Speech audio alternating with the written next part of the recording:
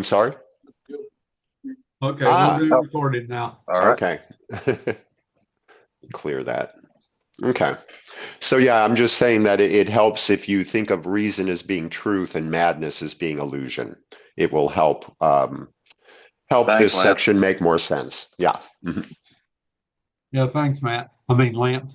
Uh, yeah, and in 12-step terms, that would be sanity and insanity. Mhm. Yeah, and yeah. So, is there something there you want to read or that points that Uh, out? um, well, the way it starts out, this is kind of what brought this to my awareness. The very first sentence of this section says, "Reason cannot see sin, but can see errors and leads to their correction. It does not value them, but their correction. Reason will also tell you that when you think you sin, you actually call for help. Yet if you will not accept the help you call for, you will not believe that it is yours to give." Right there, you can kind of see that it's almost speaking of reason as if it's an entity, as if it's an awareness. It says reason cannot see sin, but can see errors. And then it says it does not value them. If you're reading that and you're thinking of it as just these terms, reason versus madness, that can be a little bit confusing. But if you think of it as the Holy Spirit's perspective of the truth versus the illusion's perspective of insanity and illusion, it just makes a lot more sense. I'm not fully wrapping my mind around what I'm wanting to say right now, but where it says, "Yet if you will not accept the help you call for, you will not believe that it is yours to give, and so you will not give it." That sounds like maybe somebody new to the 12 steps that just by walking in the room, they're asking for help. Uh, but then they reject the help, even though they came in the door asking for the help, uh, and they want to deny that they even need help after walking in the door saying they need help. Uh, Yeah. that's what we do. So many of us, anyway. And I don't know, Brandon, what do you think about that? I That sound think kind it's of a lot. I think what? it's a lot like this. Right. Right. Yeah, exactly. Exactly. Somebody help me, but I don't need help. Yeah, and I love that whole thing about reason versus madness because so many times I've been trying to help someone with something, and they'll come telling me how much they're hurting, how much this just does not seem to want to work out for me, and then I'll give them sometimes 10 different ideas to something they want to do, and they'll give me a reason why none of them is going to work for them. Uh, and it's like, yeah, I know that Yeah. I understand that worked for you, Johnny, but that ain't gonna work for me. Uh, uh, yeah. So That's funny yeah, because I was that guy. yeah. No, like with Johnny, many What? times. I've we've had that experience, you and me, where I gave you a lot of reasons why I couldn't do this, couldn't do that. Well, they're not the only one I've done that with, but I've also done it with the guys that were trying to help Oh, I'm me. sure. I was just Yeah. right here. I was laughing at Right. myself. Yeah. I cannot tell you how many times Ed was trying to coach me on to doing something. I'm like, Ed, I get it. That's really cool for you, but I don't need that thing. And then, damn it, if I would end up doing it, and worked out. So, Well, yeah, yeah, better. Yeah. So this section, this whole chapter is pretty mind-boggling to me. well,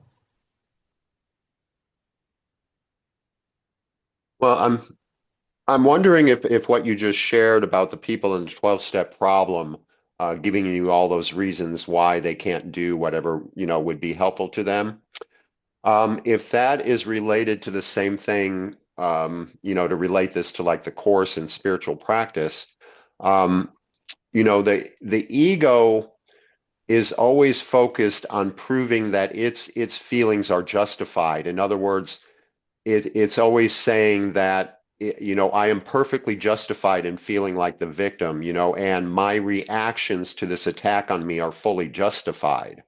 In other words, I'm wondering if it comes up like, um, well, of course I turn to alcohol because I have all these problems and nothing ever helps me, and the alcohol is the only thing that makes me feel better. At least it covers it up for a little bit.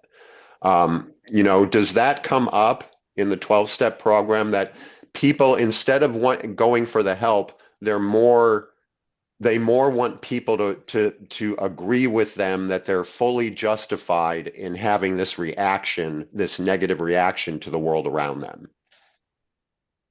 Mm-hmm. I've never known an alcoholic do that, or a drug addict. Never. They jump right. Yes, absolutely, Mike. Okay. It's like I was going to go, what? yes, it's When like I'm screwed, I don't have a point. yes. Mhm, We actually, if I'm using the word correctly, mhm. what we really are hoping for is collusion. Yes, collusion. Hmm. Somebody to say, I was justified in that crap just like you were. I was doing that just for the same reason you were because Hmm. my life was crap. And Hmm. why not get drunk and tear everything up?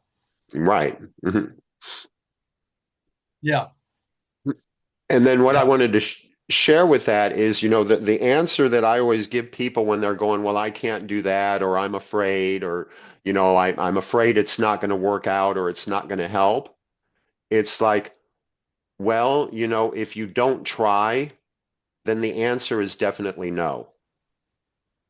If you're not willing to try, then no, you're not going to get any help for sure. So what do you have to lose by trying? You know, so that would be my answer to these people that make all these excuses as to why they can't do, because usually their excuses are along the lines of, I know it's not going to work. And it's like, well, you don't know until you ask. You don't know until you try. If you don't try, if you don't ask, the answer is no. Well, the other one of my favorites is, well, that's just the way I've always done it. Hmm. You know, Hmm. well, and Where has that gotten you? thank you. Yep. Uh, thank you. Hmm. So, We do a unique thing though. Um, I don't know if Course in Miracles has its own version of this or not, but it. So let's say Johnny's a newcomer, right? Johnny comes in. Yeah, I don't know about this drinking thing. Got some problems, and we're like, okay, cool, man. And he's like, then we talked to him one morning. He's like, yeah, but look, you're asking me to give up the one thing that helps me. I mean, it Hmm. doesn't help me tremendously, it ends up adding more problems for me, and I still got the problems I didn't have yesterday solved because it doesn't actually solve them, but it gives me the relief I need, and you're taking that away from me, and you're not really giving me much that I can see that'll work. I mean, that's kind of the crux of the problem. And then we do this thing where we kind of go, we laugh, and we go, yeah, we get it. I mean, these guys kind of set the bar kind of high, and we'll do this thing where we're like, and it's totally honest. It's like, yeah, man, I didn't want to do this either. This kind of sucks. It's kind of a lot to ask of somebody, and to put a lot of your faith into this when, yeah, that doesn't exactly work, but it does give you something. But and then we start asking questions like, yeah, but how, I mean, here's what I had to do. And then we share from our experience, right? We're like, I was once like you. I had the same feelings. And next thing you know, we tell them how we did it and why we did it. And then somehow or another, some kind of magical thing happens. And when it's successful, the person goes, okay, well, I guess I'll give it a shot. And we're like, great, you know? And then we start the steps, they point them in the right direction of getting a sponsor, et cetera. Um, it, I don't know if it's like we need that extra empathy, yeah, I understand, but kind of thing. And it seems to work. That's it. Yes, it Yeah, and does. that yeah, and that's exactly how we do. We empathize and we tell them that we understand and we can relate and we share like our personal stories. And then you make them aware of the fact that, yes, you believe that the alcohol at least provides you some temporary relief, but that's the key right there. It's like what you're doing with the alcohol is you're temporarily masking the symptom. The pain doesn't go away. The hurt doesn't go away. The problem doesn't go away. It's just your awareness of it is temporarily reduced somewhat by using the alcohol. But as long as you keep using that alcohol, you're never addressing the cause. You're never Yeah. addressing the problem. You're masking the symptom. So, and it's like that's why you're here right now. That's why you came into this group. There's a part of your mind that recognizes that the alcohol is not the solution. The alcohol is a band-aid, but you're still bleeding. Every time you take that band-aid off, you're still bleeding. You've got to find some way to heal the wound. And it's like alcohol doesn't heal the wound. Alcohol is a painkiller. It masks the symptom, but as soon as it wears off, the pain is right there. You're still bleeding. It's like you have to let go of the alcohol because if you don't, it's a trap. You will just keep seeking that temporary relief. It'll almost be like you're in what do they call it at the end of life when they give you that care? Hospice. Yeah, but they have a weird word for the care, and what it really means is we're no longer trying to cure them. We're just trying to mask their pain so that they're comfortable. Pain And I management or something like that. Yeah. Yeah, there's a word, but I can't remember it. My brain does this all the time. But yeah, that's what they're doing. And it's like, so you make them aware of that. And as soon as you say that to people, they usually realize that's exactly what's going on. Mhm. And you point out the fact that even that the alcohol's not working, or you wouldn't have walked into this group. You wouldn't have came searching for help if you thought that the alcohol was truly the solution. It's like, it's not. Oh, but It's then we have a whole sort of things. Yeah. mhm. Yeah, Well, and I'm then just they, from they there come you up with have to everything in the world. Like, well, I was right. sitting here by the judge, and it's like, okay, but what led to that problem? Mhm. Right. Here's Johnny's story. We point to Mhm. somebody else, like Johnny came in the same way. Brandon was tricked, Mhm. and I really was, but my older sister. We all have a story somewhere or another. Mhm. Somebody can connect with that person for every problem, but they're looking Right. for somebody to. All I can say about me, it seems like this to me. I don't know, but I know me. I was actually wanting someone to defeat my arguments, Mhm. and they did. And Mhm. maybe that's not fair to do, but it's what happened, and it worked for me. Mhm. Mhm. Um, and then I saw the light, so to speak, and I liked it. I knew this. I knew that they were being honest, and I liked how candid they were with me, and they weren't trying to hide or do that fake kind of thing. They were being authentic with me, and that was impressive. And Mhm. they might have the answer. At least they're not lying to me, and Mhm. that was enough to get started for me. Other people probably look for other things, but that was like top notch. Mhm. Well, that Sorry, sorry to interrupt. in the Course of Miracles, the Holy Spirit always tells us to meet people where they are. In other words, I'm responding to you saying, I try to get people to defeat my argument. Maybe that's not the right thing to do. Well, the right thing for you is to meet you where you are, and if that's what you're looking for, I would try to do that for you because I know that whatever brings peace to your mind is what allows you to open your mind to the inspiration of the Holy Spirit. So we always meet people where they are. In other words, I wouldn't say, well, that's the wrong approach. You really just need to drop that and drop your alcohol and follow the course. Because if I said something like that to you, you would be like, well, this guy's not answering my questions. He's just telling me forget my questions and do the course. So I would meet you where you were, and I would try to, just like I just did, explain that the alcohol is a temporary solution, and then point out the fact that even you know that, and that's why you're here. That helps people get at peace. It helps them lay down their resistance to seeking another way. And I'm complete. Yeah, that was very good. I think that was what we're talking about right now is probably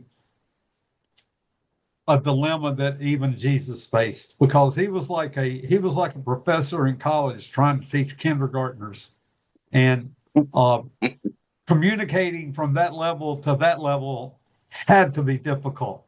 And then they tried to write down their interpretation of what he was trying to teach them, and things got confused, and things got taken different than how they were being taught. And then that's been passed down ever since. But yeah, I mean, I can't imagine. It's a dilemma. But trying to meet people where they are is paramount for being able to help someone. Uh, Talking over someone's head does not help at all. Right. It just doesn't. And I'm complete. Yeah, and then I will just add I believe that is part of letting reason overcome madness. You're appealing to that person's reason. You're asking them to look at the issue logically and see the steps that got them to where they are, to see exactly what they're doing. You're using the alcohol to mask the symptoms. It's like that's all using reason to get them comfortable with accepting the truth. Yeah.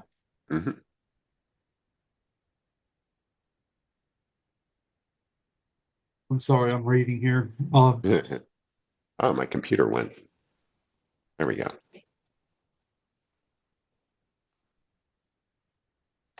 This section also talks a lot about guilt and projection, and neither your brother nor yourself can be attacked alone. We are one. We can't, if somebody attacks one of us, they attack us all. But neither can accept a miracle instead without the other being blessed by it and healed of pain. So if we've both been attacked and one of us get healed, we both get healed together. I love that. Reason, like love, would reassure you and seeks not to frighten you. The power to heal the Son of God is given you because he must be one with you. You are responsible for how he sees himself. That's a big line right there.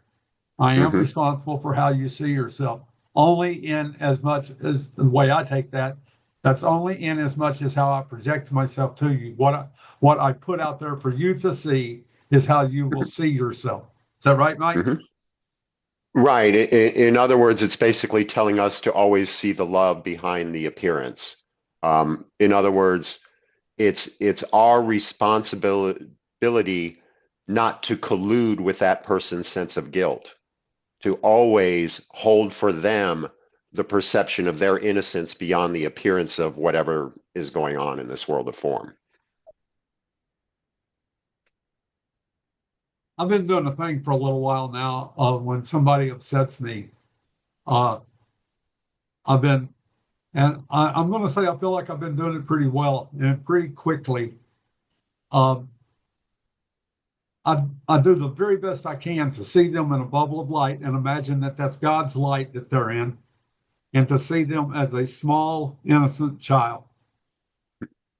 And to know in my heart that at some point, all of us were innocent children.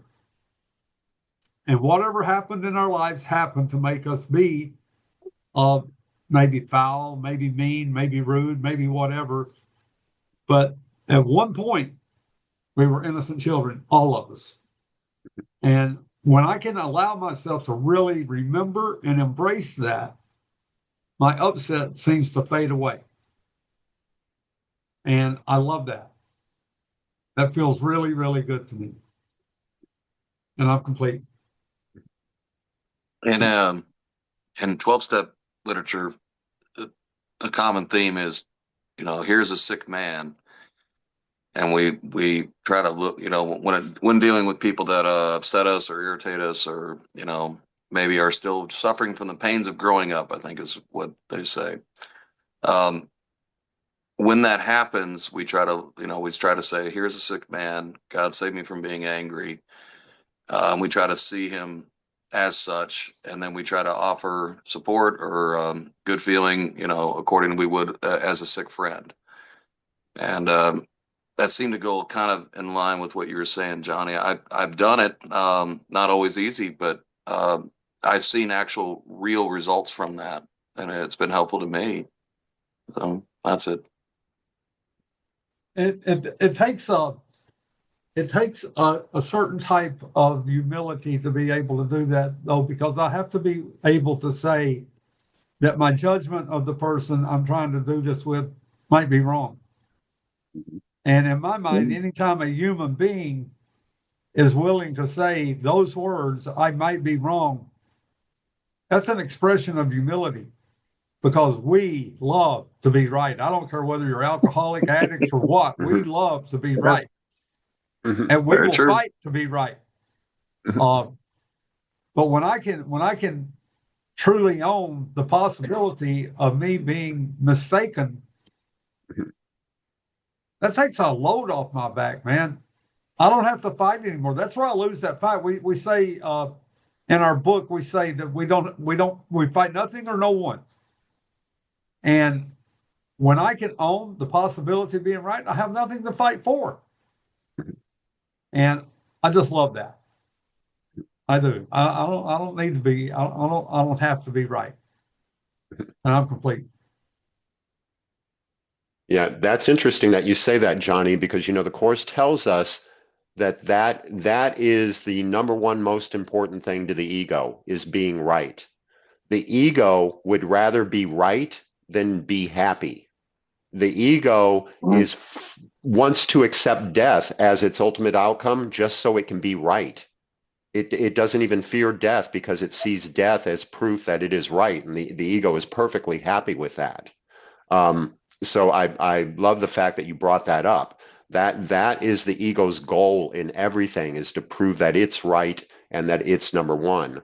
And with you talking about the way you help to see the truth in somebody that's difficult, I just wanted to share. I have a little bit different way of doing that, so I just thought I'd share it because it might be a helpful tool.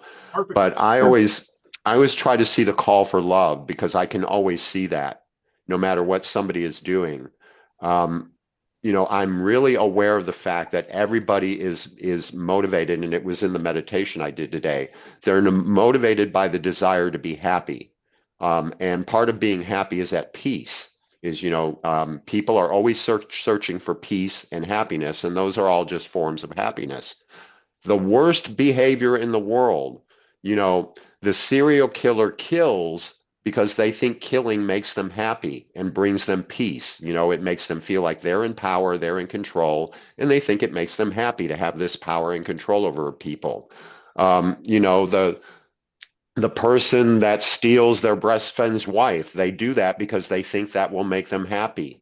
And it proves that they're the more desirable person. It brings peace and happiness to their mind, or at least they think so. The person that just all they care about is grabbing as much money as they can, and they don't care who they walk over to get it or who they destroy to get it. It's because they think that makes them happy. And what that really does is it shows me that every single person on this planet is motivated by the will to love. And the only thing that screws it up is this illusion of separation, because in this illusion of separation, where we believe that we're all separate and we're bodies and bodies need certain things, we start believing that we're all in competition for limited resources that bring our happiness to us. So all of a sudden, the ego sees everybody else as an enemy, their competitor for these limited resources that we have, that we are the only place where we can grab whatever happiness that we can find in this world. And that's what motivates the ego's behavior. If you realize that the world of form and separation is not the truth, it's an illusion. And if you can imagine, well, if I still had this will to love and this will to be happy in a world where I'm not a body, where I'm a spirit and there is no form, how would I get this peace and happiness? Well, the only way to get that peace and happiness in those circumstances is to give it, is to share it. You know, peace brings peace, happiness brings happiness, love brings love. That is the truth. Everything is one. You know, to give peace, to have peace, give peace, to experience love, give love, to be happy, make happy. You know, that's it. When you take form out of it, that's the truth. So being able to see the call for love in everything that everybody does, even the very worst behavior you can imagine, lets me see that really love is all there is. I mean, literally, it lets me see that. And with that, I'm complete. I got a question about that. Mhm. So sometimes when we love people for, I don't know, some reason or another, maybe a traumatic childhood or something, right? They sometimes distrust it or they go running for the hills. We have the complete opposite effect, and then you would expect, you know. And um, I guess you know when a person does that, it's a sad thing to watch. But they really believe that's what they have to do to protect themselves. I mean, that's the madness, right? I mean, that's the ego. That's you know, it's telling Yeah, them, that whispering to them, they bought into it somehow or something. you're talking about like when somebody rejects your love, when they turn away from your love. Is that what you're talking about? Well, I'm actually talking from a very personal thing. My wife has a mental health condition, Mhm. ex-wife, I should say, but and things were good for a long time, and then they suddenly changed. And Mhm. when I got like a billion different answers, but in a lucid period, I got a very honest answer, and it was because I got sober, and then everything changed, and I was like, well, yeah, of course it Mhm. did. I had to change everything. I was living a life as a drunk, and I had to Mhm. grow up. I had three kids, and you know I wanted to be a better man, et cetera, et cetera. And she's like, "That's what I'm talking about." Mhm. She hated all the good things. To this day, Mhm. she everything that she really complains about because I hear Mhm. it. I have to hear it because we have kids. Mhm. Although she kind of ran away from the kids too, which I remember that was weird. I couldn't believe it. I was like, how you know, married people sometimes don't work out, but how do you walk away from your kids? I Mhm. don't understand that. But I had to understand her because I couldn't be resentful at her. It was killing me. It was burning me up inside. Mhm. And I know her very well. And I Mhm. do understand the inclination. I understand how that worked out inside her head to some degree. But, you know, it's a sad story. Um, Mhm. but, you know, it ended up good. My kids are happy. Time's passed. Everybody's okay now. Mhm. But she's in that world where she believes that that's the best thing for her. And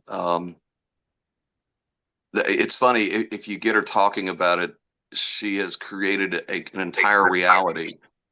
And I just think that like, you know, part of that's the mental health disease, you know, coming from that perspective. But from A Course of Miracles perspective, I'm trying to like, you know, it was the ego whispering to her to change the certain things and twist it around just a little bit, and then full fabrications of this, and then you get lost in that.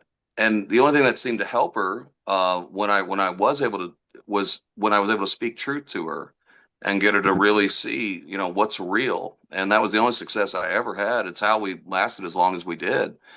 But in the Mhm. end, that failed too. Uh, Mhm. I don't know. Is any of that? I don't know. What is that correct? Is that wrong? I Mhm. mean, help me out understand as from a Course of Miracles perspective. Okay. Well, I can really relate to what you're saying because I have a very similar relationship with my mother. My mother has passed away, but she had some mental issues, and she was a gaslighter. And she had this thing, throughout her life, throughout her life, she always had big drama. She had a really bad relationship with her mother.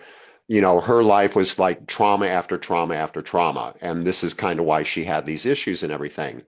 But because of that, my mom was comfortable with crisis.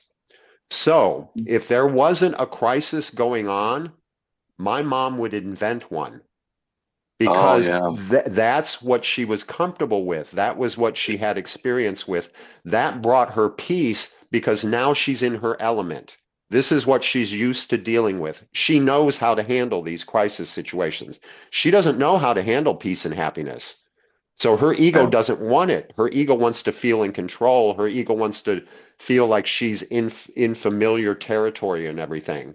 And I think that's what, from what little you shared, I kind of think that might have something to do with what's going on with your wife, especially since you said the problem started when you got sober. Yeah. It's like she was comfortable dealing with the life when everything was up in the air and not certain and all that uncertainty. That's what she was comfortable with. She wasn't comfortable with the change. Even though it was a positive change, that induced fear in her because it wasn't what she was used to. And Yeah. so it was a call for love. She thought she could find peace and happiness away from that peace and happiness that came when you got I sober, know. because that Crazy. wasn't what she was used to.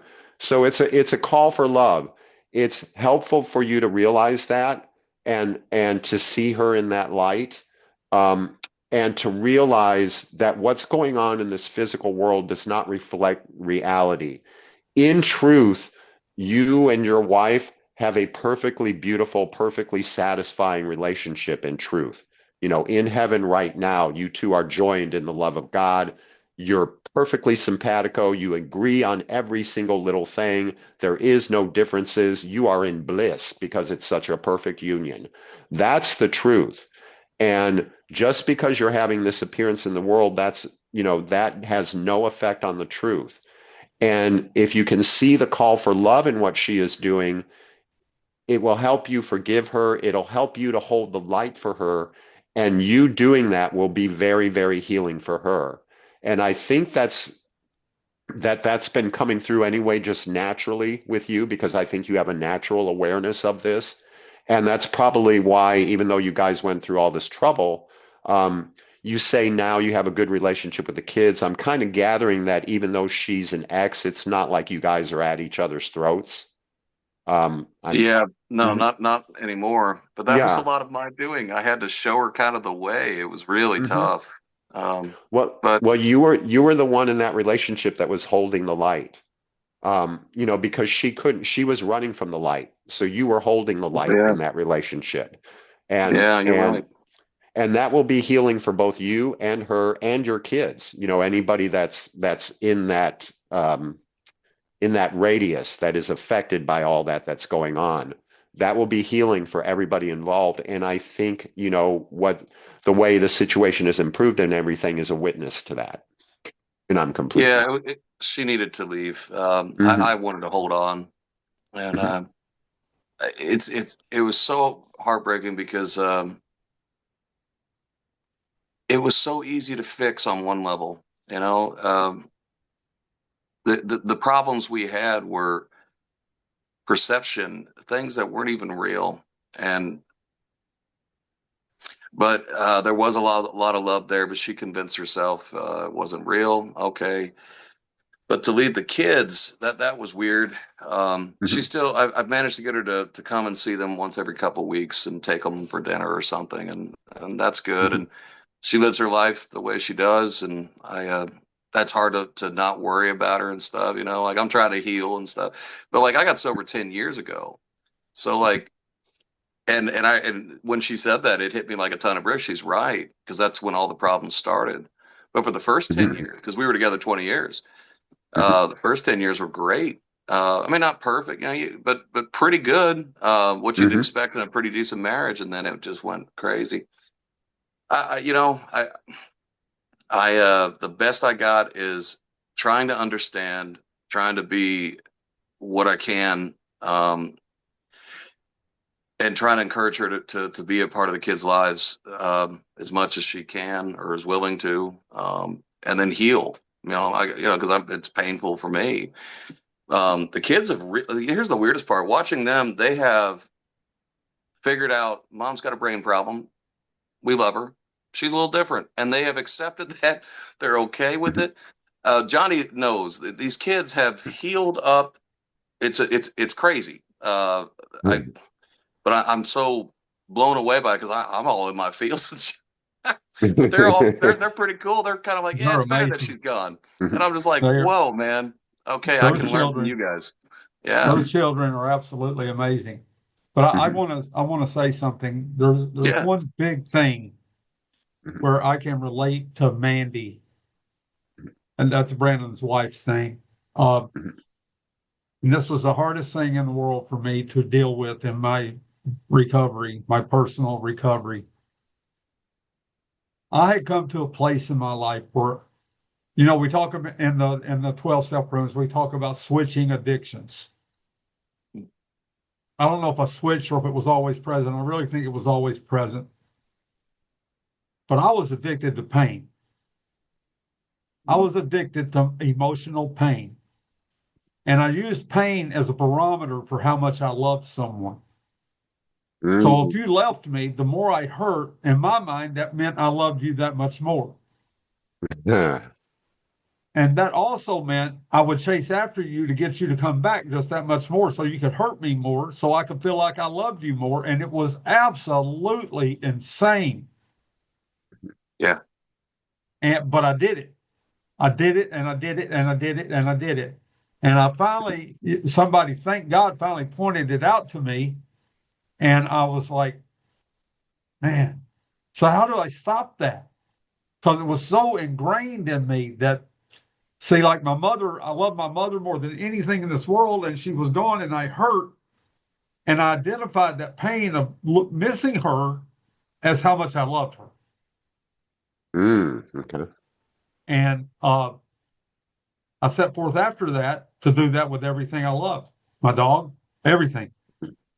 So breaking that was probably, no, the biggest challenge in my life was to break that chain. I'm not saying that has to do with any of that, but I think I've talked to Brandon a lot about this, and I think as I do, I think I see that in Mandy through the stories I get from Brandon, and it's that's a tough one to crack, and I'm complete. There's definitely some mystery there, but it is what it is. But it's a sad story, really.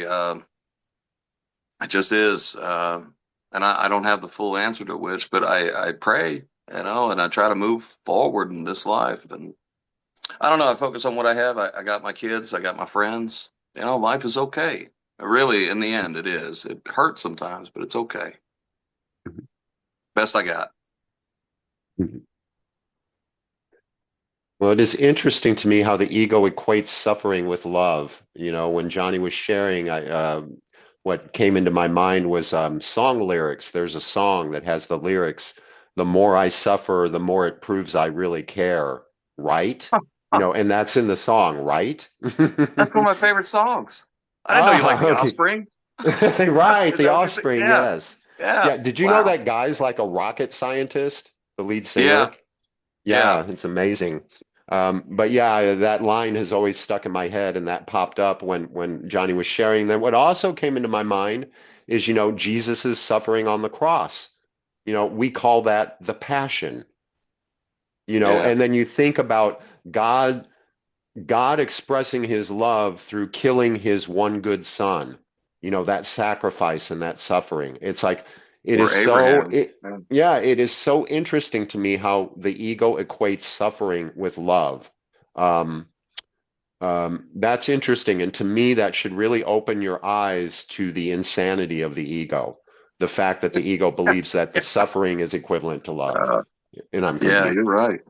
Hmm. Oh, yeah, but that's the madness, right? Like, and it Hmm.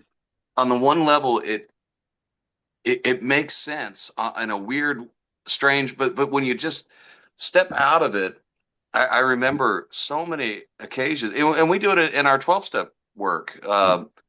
things that make sense inside on a certain level, but then when challenged with real truth, it falls apart. But prior to that moment, it seemed to be pretty solid, you know. And if you live there, oh my God, you can live there for a while. But thank God that there's sources of light in this world that just break that stuff apart, you know. And that's what I see with this, and I would call that real love, you know, because it seems to be equated to truth. Truth and love seem married somehow, or the same thing, or something. Anyway, I'll stop. Yeah, and what you just described is a good example of reason overcoming madness. And this is what the Course talks about, how light doesn't do battle with the darkness, light just shines it away. It's just Yeah. like when you have those epiphanies, it's just like it just seems like this is so obvious. How come I never realized this before? You know, and it makes perfect sense. You know, and that is it. That's reason overcoming the madness of the ego. So perfect. That was a perfect share. Okay, Cool. I love love songs. But today, I believe the ego wrote most all of our love songs because probably they're so. all about hurt. Mhm. Elvin Bishop, Love Hurts. Mhm. I mean, all of them are about hurt, and I love them. I can ride around listening to that shit all day long. But I believe the ego wrote all of them. So anyway, I'm complete with that. But I do want to say this. This next section in this chapter, the last unanswered question, Mm. yeah, we need to get on that next week. Okay. I know Brandon's been looking for that last answer to that last question for a long time, right, Brandon? Yes. Yes. Okay. No, I have to wait another week. Thanks. Mhm. What's another week? Time is part of the illusion of separation, so it does not matter. Oh, I had an old sponsor who used to tell me, time takes time. And I'm like, shove it up your time ass, man. He was right, though. Yeah. Oh, he also do this one, things I must earn. And I'm like, oh, yes, fine. Thanks, guys. I really appreciate that. And Johnny, try Baby, I'm Amazed. Maybe I'm amazed. Yeah. Yeah, I don't see any negativity in that one. Okay. And I always love the fact that when John Lennon said, you know, Paul, all he can write is silly little love songs. Right. And then Paul McCartney responded by writing silly little love songs. They had a nice little rivalry there. Yeah, that was good. Yeah, but they loved each other. They loved working with each They other. did. Yeah. They did. Mhm. That was a great time in history. Before my Yes. time, but I'm a musician, so I studied that as much as I Ah, can.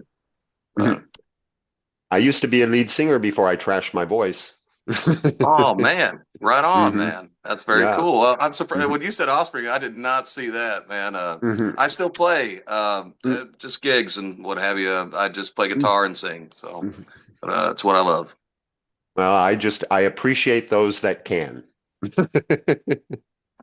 Well, is it something that's totally destroyed? Like, have to focus on something else, or is it something you could rebuild? Or No, it's bad. I can even hear it in my speaking voice. I was not good to myself. I trashed my body, and on top of it, I was born with really bad bronchitis, and I was always told it would be my lungs that took me out.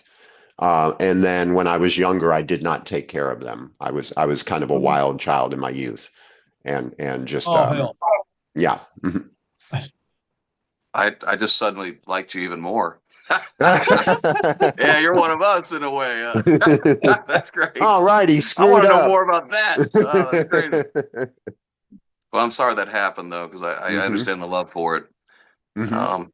Oh yeah, and you know, sometimes a song will come on and I'll start singing along and I'll almost want to cry, you know, Yeah. because I can hear myself and it's like, oh my God, you know. Oh man, I'm So sorry. That's do it rough. with headphones Yeah, there and you with go. nobody else around. Yeah. Oh man. Mhm. I never All would right, guys. expect that out of you, Mike. Mhm. Wow, that's pretty cool. Yeah, I wish I had pictures. You guys would laugh. Mhm. Oh, I think I it's used to, awesome. I could go like that and touch the hair.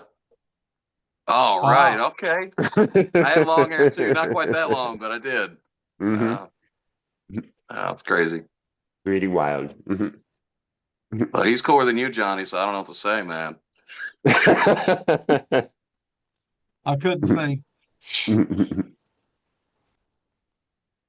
That's All all right, right. guys, ready to wrap it up? Yeah. E. Thanks again, Mike. Thanks, Mhm. Johnny. I'll see you in a little while, Brandon. All right, man. Sounds good. Bye, guys. Goodbye. Have a good one. Two. See ya. You okay with that section next week, Mike? Yeah, we're just continuing on, right? And that's Right. perfect. Our conversation today kind of leads into that as well. Yeah. Mhm. Yeah. So it's perfect. Guided. Mhm. Yeah, I did. I Mhm. love it. All right, buddy. I'll talk to you soon. Rokidoke, you have a good one too, Johnny. Okay, you too, buddy. See ya. All right. Bang. Well, how do I do this? There, I think.